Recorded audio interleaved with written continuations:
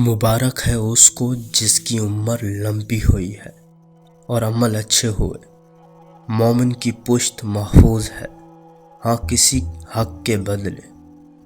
وعدہ پورا کرنا ذمہ داری ہے، گوشہ نشینی سلامتی کا ذریعہ ہے۔ بادشاہوں کا معاف کر دینا ملک کے دوام کی ضمانت ہے۔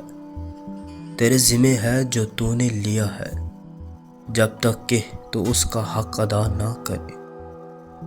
نظر کا لگ جانا برحق ہے، حقیقی دولت مندی دل کی دولت مندی ہے۔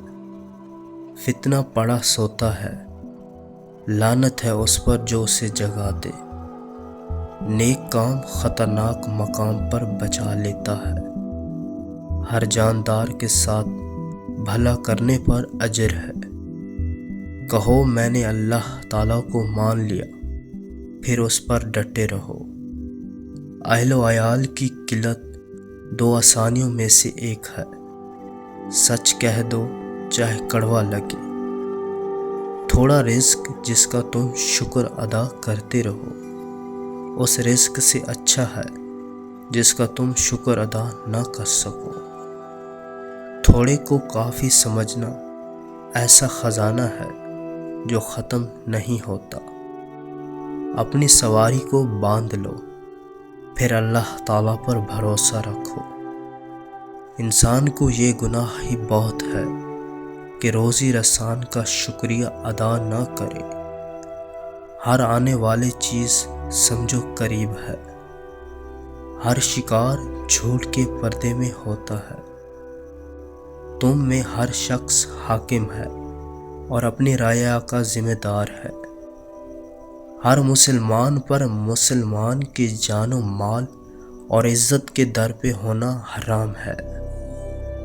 ہر نیکی صدقے کے برابر ہے، ہر عزادہ دینے والا شخص جہنمی ہے۔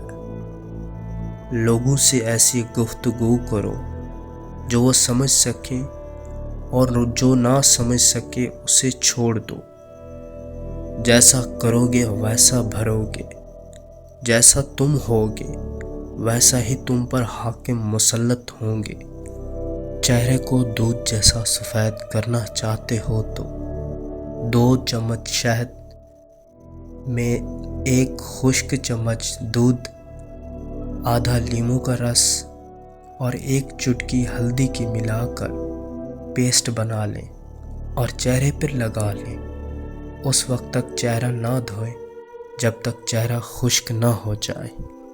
تم دنیا میں ایسے رہو جیسے کوئی مسافر راستے پر جا رہا ہو، اور اپنے آپ کو قبرستان والوں کے ساتھی ہی سمجھو۔